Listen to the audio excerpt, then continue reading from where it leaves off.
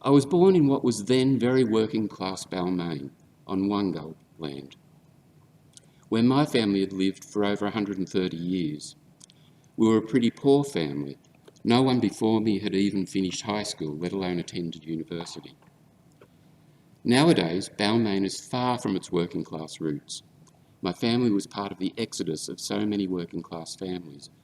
What they lost in the process was a strong community, people with whom they shared history, family, and personal connection, and a sense of sharing with others the hardships and the joys of life, and a common sense of the pressures that were stacked against them and the need to support each other where they could. For me, I felt that lost sense of community a few times during my adult life. I entered university just after the Vietnam War era, and the headiness of the resistance to that war was still in the air. I was swept up in it, along with the advent of other progressive movements, such as women's liberation, gay liberation, environmental activism, and Aboriginal land rights. And that's me there, bottom right, wearing my hippie land rights hat. The student left gave me a safe place to develop my thinking and to be myself, a working class kid in a determinedly upper class academia, as it most assuredly was at the time, and I think is largely still, and to come out as gay. I also rediscovered that sense of community after the first Mardi Gras, when I realised there were places and networks of gay people whose primary purpose was as a safe place for gay people. So please understand, when I speak of community, I don't mean just some collection of individuals who share a common characteristic or behaviour or circumstance. They also understand that they share a common bond and are committed to supporting and enhancing each other's lives, even in the face of adversity. This concept of community has been fundamental to how I've lived my life and how I've conducted research. I'm not sure it was a conscious decision. It was just the way I assumed it should be. Although I need to acknowledge the late Ernie Chapels from Sydney Uni, who incorporated concept of community into my research training. There's plenty about Ernie that was problematic, I won't go into that, but he was my original research mentor and one of the uncles I was fortunate to have in the gay sense of that word, which coincidentally mirrors the Aboriginal use of that same word and is yet another element of what for me comprises true community. My research career really began in 1982 when I was working as a youth worker for Sydney City Council, charged with the task of developing services for gay and lesbian kids. The media at the time were highlighting homeless youth as being vulnerable to exploitation, by which prostitution.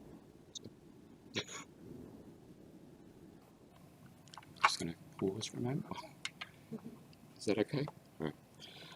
The media at the time were highlighting homeless youth as being vulnerable to exploitation, by which they meant prostitution, as sex work was then called, and drug abuse. I doubt the media was capable of not thinking about it as abuse back then.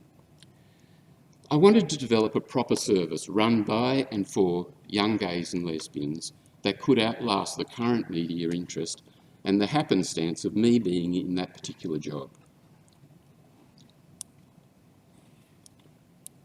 At first, I set up a volunteer group that went out at night to give advice and referrals, mostly to young gay men. Then I succeeded in getting funded for research into drug and alcohol use among young gay people. I'm pretty sure that was the first government funding for a gay organisation in New South Wales, possibly the country. So we surveyed young gays and lesbians from across Sydney, and we asked about experiences of stigma, family rejection, homelessness and sex work, as well as drug and alcohol use. The findings showed appalling levels of vulnerability. My purpose in doing that research wasn't just to collect information and play with numbers or people's words. I wasn't even on an academic track then. I was a youth worker and a community activist who just happened to have some research skills. My purpose was to establish a self-sufficient gay youth service that could address the vulnerabilities of young gay men and young lesbians. So, taking advantage of the media hype about young gay men being exploited on the streets of Sydney, I made sure the media saw these findings. And yes, that's me launching the report.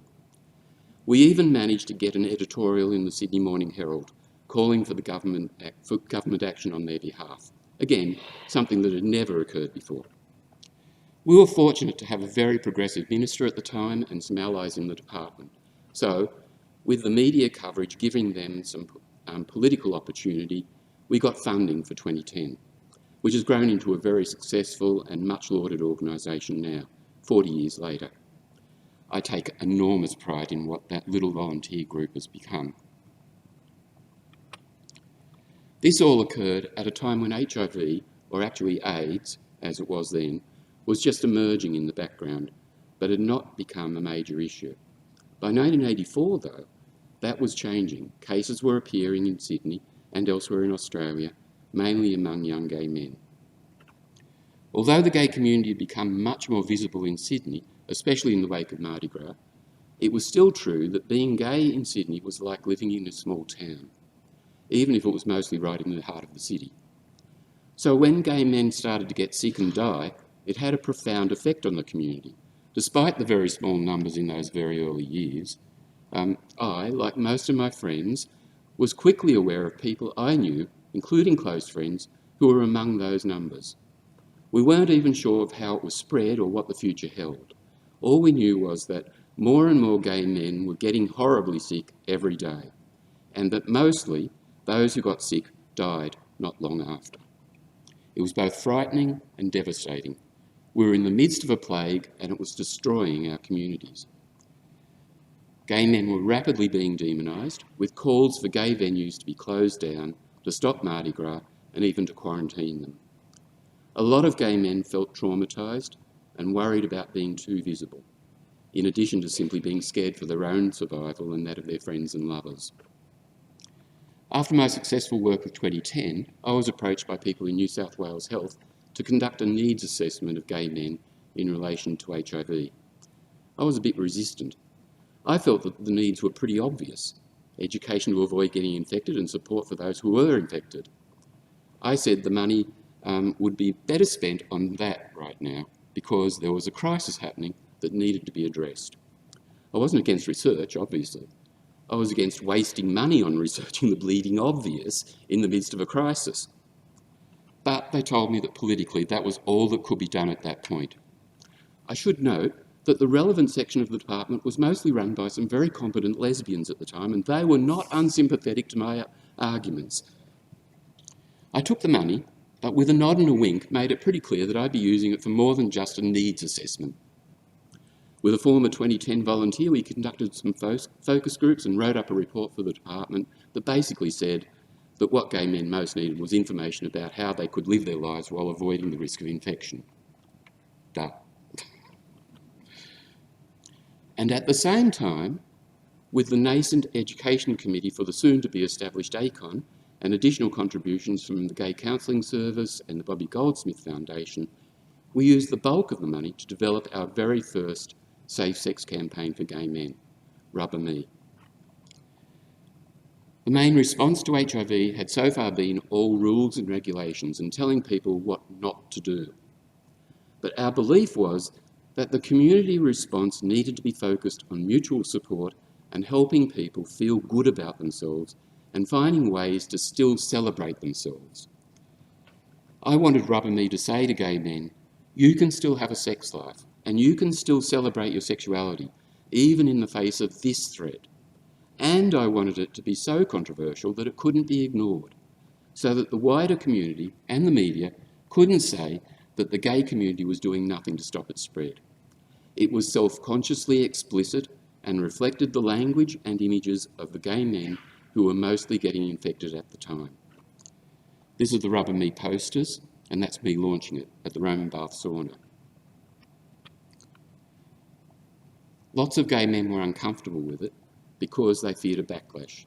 New South Wales Health bureaucrats were annoyed with me, publicly at least, but privately they were all, you go boy. But I very purposefully arranged for the campaign to be launched with a public press conference inside a gay sauna during the lead up to Mardi Gras in 1985. Nick Lawshy was the owner of the sauna, and he was very, very brave. There were very public calls to in the media for the gay sex venues to be shut down. So inviting the media into the sauna was a huge risk, but he understood my argument and he agreed to let it happen. My point was, by doing this, the media couldn't argue that the venues were doing all that they could, and they'd have to show that the venues were actually being active participants in the solution. This approach, positive promotion of gay men's sexuality and resisting any suggestions of repression, was and is also the cornerstone of Australia's gay community response and eventually even the government response to HIV. And that underlay the reason why Australia's partnership approach was possible for gay men and why it therefore became an international exemplar. I spent a lot of time in the US or travelling during the 80s, but in 1988 I was home for a while and was asked to conduct some research among closeted men in Western Sydney for the local area health service. The purpose was to identify whether bisexual men represented a potential HIV risk to the heterosexual population. I didn't really like that approach and focused more on identifying whether they were actually at risk themselves and how their inability to openly express their sexuality might make interventions more difficult. As it happens, this was when I first met Sue Kippax. She had been part of the Macquarie University team that had just run a large survey of gay men, and I approached her for advice about key questions to ask. Probably the biggest issue was how we would recruit men into the study, given that the men we were interested in were mostly closeted. They were actively concealing their sexuality and trying to avoid discovery. They were unlikely to attend the small number of gay venues in Western Sydney, and this was long before the internet and its cruise sites and apps. The answer for me was both obvious and problematic. These men's private interactions were not a feasible target. There were two possible options: beats, which are public places such as parks and toilets where men meet each other for mostly anonymous sexual encounters, and classified ads in local newspapers. Beats presented a significant challenge. Sex between men had only recently been decriminalised in New South Wales, and the police had a decades-long history of using beats to entrap gay and bisexual men. Now they were often still using beats for this purpose, but using other laws to justify it. Plus, beats were also places where gangs of young men often roamed with the specific intent of bashing some poofs. So how would we identify where the main beats were, and how could we survey men at beats without risking violence and harassment ourselves? I had a light bulb moment. I approached the local police command for Western Sydney and, with someone from the area health service, asked to attend a meeting of the command to discuss what we intended to do. I explained our two challenges, though I couched the risk of violence as being from the poofed bashers rather than the police themselves. So what did they do? Well, they presented us with a very comprehensive map of all the known beats in Western Sydney. And they said that their local officers would be on call should any problems arise. I never asked them how it was that they knew where all the beats were. The other issue was how we could convince the men at the beats to answer survey questions, so we had to keep it pretty brief.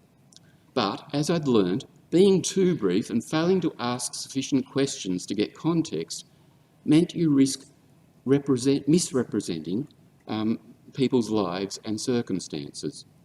The how and the why are at least as important as the who and the what. Without knowing context, it may be better not to collect the information in the first place, because you risk endangering the very people you're trying to research. This was particularly important in this case because these men were very vulnerable.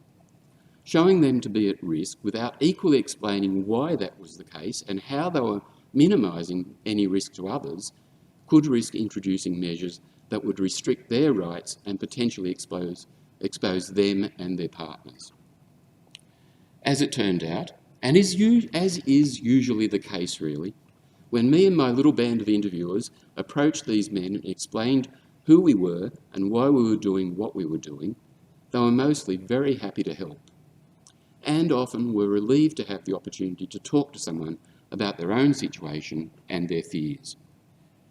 Which was in fact one of the key findings, that men at Beats could be approached and were often open to receiving information, as long as it was done in supportive and non-judgmental ways. That led directly to the establishment of numerous Beats projects across the country. The other method of recruiting these men, via classified ads in local papers, turned out to be even more successful at recruiting closeted men. Most of the personal ads in local papers were actually for sex work, almost always women offering their services. But I figured that would be enough to make the ads of interest to closeted men, as one of the few explicitly sexual media that was readily available to them. Our ads simply invited them to ring a confidential number if they sometimes had sex with other men. Well, the phone line constantly rang off the hook, so much so that we followed it up with later versions of the study to focus more directly on this very hidden population of homosexually active men. The key, though, was to make it very clear up front that the whole interaction would be entirely confidential and free of any judgment. This same method was later adopted by Sue for the very successful mail call surveys during the 90s. Apart from the success of the methods and what that meant for future research and the development of services, there were a few key findings. I'm not going to read those. Over the various versions of this study, we recruited only about a third who identified as gay but were closeted, another third who identified themselves as bisexual. The remaining third identified as straight but sometimes had sex with men. Knowledge about HIV was mixed at best, but it wasn't really a high concern for a lot of these men either. They were much more concerned with maintaining their privacy and not being outed.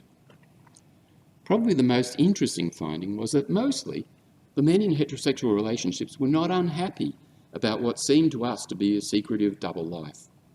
For them, it was often not as burdensome as we assumed. They mainly just thought of gay sex as something fun, not something to get stressed over. Of course, some were deeply disturbed by their situation, but that just wasn't the main experience that we found. And probably the most important finding was the one that was largely overlooked at the time, even by me.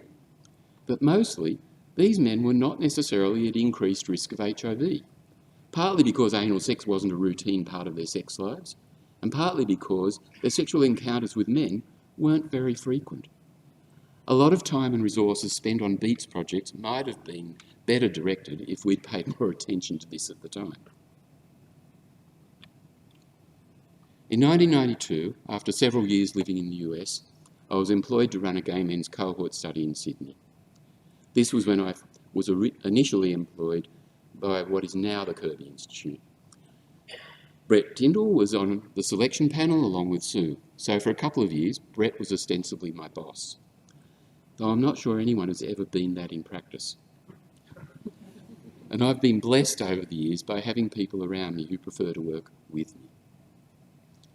Thank you, Andrew. Sue and Brett were on my selection panel because that original job was meant to be for a joint project with Sue's Centre, now the Centre for Social Research in Health. I had already been doing some casual work with them to bring the Western Sydney research data over to the centre. That was under the watchful eye and careful tutelage of June Crawford, who only a few of you will remember. And she taught me an enormous amount, refining the principles of good research I had learnt earlier at Sydney University. So for the first few years, I was ostensibly working for both research centres. When the funding ran out, David Cooper kept me employed at Enchecker. I don't know for sure why he did that, but I like to think that he did it for some of the same reasons that he'd employed Brett in the first place. a recognition that having someone passionately committed to the community is important to any research, even when they're as difficult as me. Also, much later, half of my time was paid for by archers at La Trobe University. So, at various times, I've worked for all three of the Commonwealth-funded HIV research centres. In my nearly 33 years of working for the Kirby Institute, my responsibility was always to oversee or advise on gay men's behavioural and health research, with, of course, a focus on HIV. The original project I was employed to work on was called Sydney Men and Sexual Health, or SMASH. The idea was to track gay men over time, to assess the behavioural risk factors and social contexts for HIV infection. As it turned out, it wasn't easy to stay in touch with them every 6 months. It appears that gay men tend to be very, very mobile. Remember, this was long before mobile phones and even email. I used to joke that our best way of staying in touch with them was to ask for their mother's phone number. You'd be amazed how often we ended up using that to track someone down for their next interview. Only one time did that ever go awry. Andrew, I'm sure you remember. As do you, Pat. UNSW ethics were thankfully very understanding and improved all the extra protections that we put in place. And, despite being effectively outed to his mother, the participant forgave us and stayed in the study. Probably what was most important about SMASH was that it reiterated a key finding of the earlier work of the Social Research Centre, that community engagement is critical to gay men's access to information and to health services. But, and it's an important but, that same engagement is also strongly predictive of risk, with men in SMASH who are more connected to gay community being also more likely to seroconvert over time. In Health in Men, or HIM, the cohort study that I managed from 2001 to 2007, there were similarly interesting findings and contradictory findings about the role of gay community. Back in the 80s, Sue's team had identified that men negotiated condom use differently between relationship partners and non-relationship partners. They often discarded condom use within a relationship on the agreement that anal sex with other partners could only be with a condom. This finding underpinned the promotion of negotiated safety in Australian HIV education from the mid-90s. But it was treated with great suspicion elsewhere in the world, especially in the US. I like to say that we trusted gay men, whereas they didn't. In HIM, we were able to identify for the first time that men who practiced negotiated safety were not at increased risk of HIV, and the men who practiced negotiated safety were also strongly connected to gay community. But, as was the case in previous studies, the men who seroconverted in HIM were also strongly connected to gay community, and thereby were also more sexually active and more adventurous. This same contradiction emerged in the more recent Following Lives Undergoing Change, or FLUX, study. Yet again, we found that the men who engaged in more sexually adventurous subcultures were also more engaged in gay community networks. But when PrEP became available, what we also found was that these same men were much more likely to initiate PrEP use and to do so sooner than men less engaged in gay community networks. These seemingly contradictory findings about gay community is a really important point for me. During the 80s, at the early stages of the epidemic, men at the heart of the gay community were the first to contract HIV. This is for an obvious reason. To get infected, one must come into contact with the virus, and to do so in ways that are risky. But simultaneously, to provide men with information about how to avoid risk, they needed to be able to be reached and to be able to trust that information. That was best done via the community and using language they understood, hence Rubber Me, and every other safe sex education campaign since then. It's fundamental. Some would argue that the easiest solution is repression. Don't encourage sexual contacts. I think we'd all agree that's not a good option. But it was also unnecessary. You see, the reality is that by the time of the Grim Reaper campaign, which was not about safe sex or reaching out to community. It was just about creating fear and panic in the general population, mostly directed at gay men. By that time, in 1987, gay men had already overwhelmingly taken up condom use, and infections had gradually started to turn. Repression wasn't necessary. All that was needed was for gay men to have access to reliable information that they could trust and understand from within their own communities. Same point applies for sex workers, injecting drug users, indeed for any vulnerable populations. Also, my work in Western Sydney with closeted men had demonstrated something that should be obvious. These men were still engaging in sex with other men, despite both perceived and real stigma. They just kept it hidden and secret. Repression doesn't actually stop people from acting on sexual desires. It just makes it harder to talk to them because they're hidden and because they're less likely to trust what you have to say. In 1996, I was asked to set up and run a repeated survey of gay men to monitor changes in behaviour over time. That annual survey, the Gay Community Periodic Survey, is still running every year. I'm not sure there have been any other repeated surveys of this kind that have been so consistent or long-standing anywhere. Other people have taken over the management of the surveys over time, and currently they're in the safe hands of Martin Holt. Thank you, Martin. They've been a very effective way of monitoring changes at a macro level over time and have become a key part of our surveillance activities. But I just want to note a particular issue that's remained contentious from the beginning.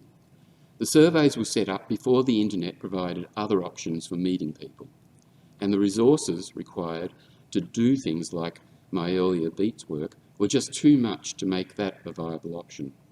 So realistically, the only option was to run the surveys in gay venues, which meant they necessarily were biased towards gay and bisexual men who were actively engaged in overt forms of gay community in some way. At the time, we didn't think of that as a problem because infections were mainly occurring among those same men. Indeed, the earlier Beats work and the later Mail Call reiterated that point. The more closeted, less engaged men were at considerably less risk, mainly because they tended to have less sex, were less likely to have anal sex, and when they did have anal sex, it was often with other closeted men. So it wasn't surprising that in those studies, the proportions of closeted men who had tested HIV positive were very much lower than among gay community engaged men. Right from the start, there were lots of criticisms saying that we were ignoring this other hidden population, but that wasn't our target. We weren't aiming to monitor behaviours in a representative sample of all homosexually active men. We were monitoring risk in the population where infections were most concentrated, gay community-connected men. This was very effective and incredibly useful for about 2 decades. However, in recent years, it's no longer so straightforward. You've all no doubt heard about the virtual elimination of HIV transmission among gay men in inner Sydney. So much so that the proportions of HIV infections have now shifted from where they once were, where they were once the most common, inner city postcodes with a high density of gay men, to more outer suburban postcodes with a low density of gay men. The overall numbers have fallen, but the proportions have shifted away from the inner city. We've been able to understand this because we've done a lot of work over the past 20 years trying to find ways of estimating the size and distribution of the population of gay and bisexual men. The main reasons for this shift come down to the impact of HIV treatments on transmission, both in the form of treatment as prevention and in the form of PrEP. These have become the most effective ways of preventing HIV transmission at a population level. So now we have a conundrum. Surveys that were originally devised to monitor behaviours in the most at-risk population are now arguably monitoring men who are the least at risk of homosexually active men. And many men who remain at risk are often neither visible nor accessible because they actively avoid being identified as gay or bisexual. As such, they don't easily fit in my definition of community because they don't tend to think of themselves in that way. I'm going to be a bit controversial here, but I suspect the solutions that are often proposed for this are misplaced and driven by ideological agendas rather than following the evidence. Given that inner-city gay men are largely non-infectious now, and that closeted suburban men tend to have less and less risky sex, what then could be driving ongoing transmission? Obviously, it has to be among newly infected, not yet diagnosed men, partly because as soon as they are diagnosed, most men are very quickly put on treatments and soon have undetectable viral load. But we also know that even before they reach undetectability, there's an important behavioural component. We first observed it in SMASH in the 90s, whereby we could see that prior to testing HIV positive, those who seroconverted were usually highly sexually active, actively participating in sexually adventurous subcultures and engaging in lots of condomless sex. But after diagnosis, all of that stopped. And in the HIV seroconversion study in the past decade, we observed something similar. In the months just before diagnosis, men reported that they'd had lots of condomless sex with partners whose HIV status they didn't know. And then upon diagnosis, they mostly just stopped having sex, often explicitly so they could avoid passing it on to anyone else.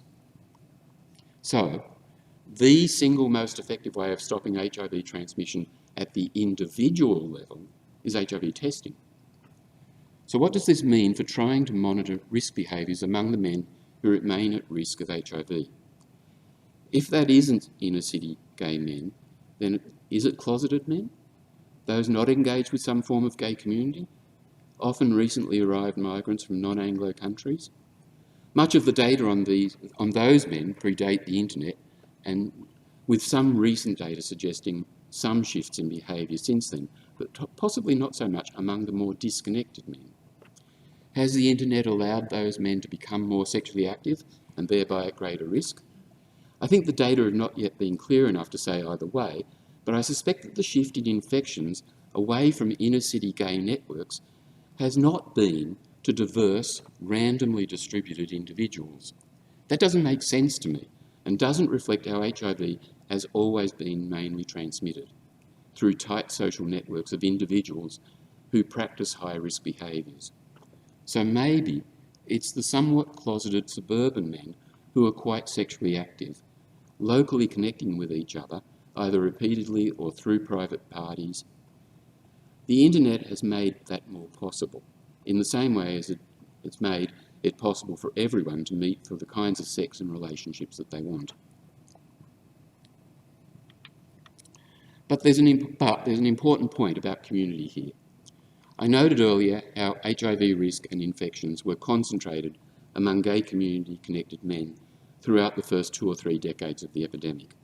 And yet, in the first few epidemic years, Australian research led by Sue noted that the same gay community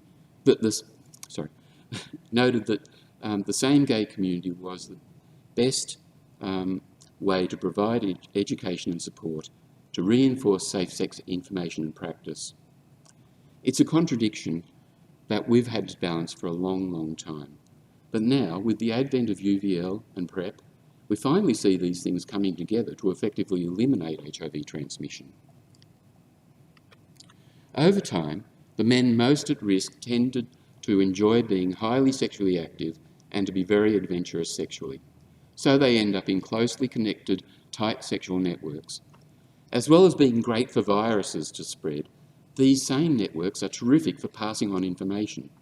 And in this case, the information is something that they very much want to hear and apply, because it actually makes it easier for them to enact and celebrate their own sexualities. Regardless of what anyone else might think about them and their behaviours, this is pretty much the perfect scenario for stopping viral transmission. And if I'm right about the suburban transmissions, then that seems to me to be the best thing to target. Find the more active sexual networks and make sure that they know that all they need to do is to take PrEP and they can continue whatever it is that they're doing, but free from the worry about HIV affecting them and, especially, their relationships. However, I honestly doubt that finding these networks of men is hinged on gender and sexuality inclusivity. Just as appeals to them 30 years ago had to be done largely without reference to being gay or even bi, I seriously doubt that the more sexually active and adventurous of these men are going to respond to anything that refers to them as queer or non-binary or whatever term we use. 30 years ago, they weren't hostile to any of these concepts. It just didn't describe them or resonate with them. In fact, probably the most resonant term that we found was kinky. I doubt that that would work today, but I think it tells you a lot more about how the men in these situations see themselves and what it is that connects them with each other, which in a way isn't all that different to the gay men in the sexually adventurous subcultures who have now effectively eradicated HIV transmission from their networks so they can have the sex that they want. There's a particular point here about the way that we've measured gay community engagement over time. The measures that we've relied on just asked how many of their friends were gay men and how much time they spent with gay friends. Now, that's not really a measure of gay community engagement. It's a measure of engagement with gay friendship networks. But it worked, and it worked very well for nearly 30 years. I often joked that that measure of gay community engagement was associated with pretty much everything that mattered in gay men's lives and in HIV social and behavioural research. And that's true, it did. It predicts everything, both the things that we would define as risky and the solutions that minimise those risks, and also the things that are clearly pleasurable in gay men's lives. But how is that helpful now, when the men who are most at risk aren't necessarily gay, or at least not in the ways that we've understood that to be in the past? First thing I have to say is that, regardless, we can't ignore gay men in inner cities just because they've seemingly resolved their own elevated risk. Without effectively maintaining that, it's easy to see how HIV could rebound in this population at some point. The second thing, though, is to better understand why that old but still useful measure of gay community engagement worked. Why did it, for example, pinpoint sexually adventurous gay men as being at both increased risk but also as being early and substantial adopters of harm minimisation methods? Personally, I think the answer is fairly simple. Those same men, by virtue of their very active sexual networks, necessarily reported lots of gay friends and spending lots of time with them. And, I might suggest, a similarly but less gay-specific worded measure would probably elicit a similar distribution among suburban men who are now the main focus for HIV education work. I know this is something that Martin's working on. But for me, the more interesting question is, what matters about the concept of gay community? None of these research findings about gay community have ever surprised me, whether it be in reference to broad concepts of the gay community, or whether it be the simple measures of engagement with gay friendship networks. In the end, they're much the same thing. What matters is how it's applied.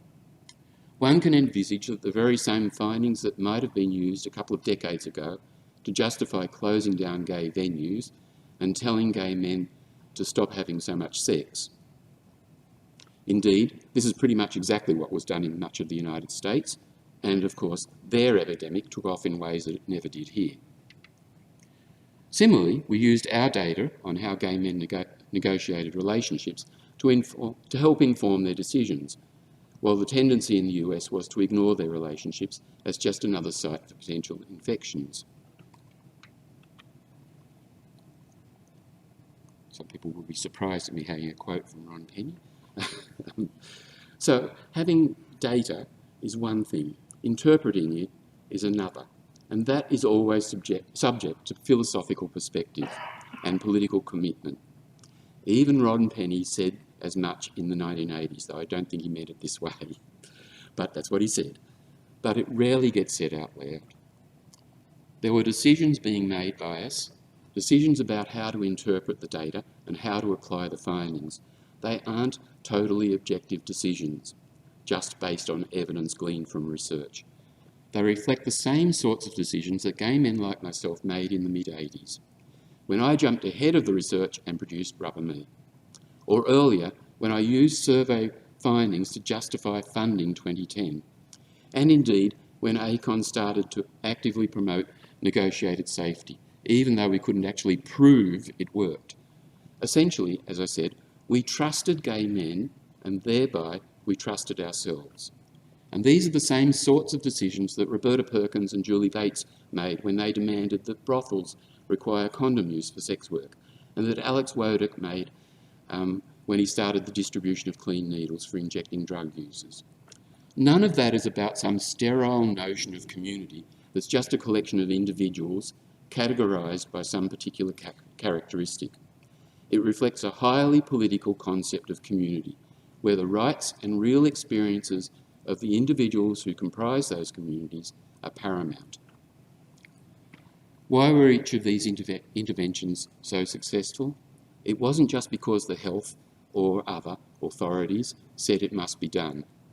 Given the status of gay men, sex workers and injecting drug users at the outset of this epidemic, I seriously doubt that any on-high commands from such authorities would have had much purchase in those populations. In fact, they would probably have actively resisted, which may well have made the situation considerably worse. No, I think they were successful because they were largely being led by people in those communities and with a deeply held commitment not to sacrifice people's rights at any cost. And we can see now that there was never any need to sacrifice anyone's rights. That isn't to say that sacrifices weren't made. They were, and in fairly substantial ways. But those sacrifices were made collectively and with an explicit understanding that the people most affected also need to be at the table and part of the decision-making process. So for me, community isn't a simple descriptor of a target population or a category brought together for convenience. It's a commitment by and for the people involved, ensuring that they have a voice to protect and enhance their lives and their loves for the collective benefit of everyone. Research that incorporates that understanding is almost always going to be research that does good. And returning to where I started, that also applies to how politics should work. Ensuring the voices of those who are vulnerable are able to flourish, be heard, and have an impact that betters their own lives and thereby enhances our collective well-being. I'm going to leave you with one last quote from a participant in the PASH study, commenting on how he negotiated risk and pleasure in his life. This was from 2010, but he might just as well have been speaking at any time throughout the epidemic.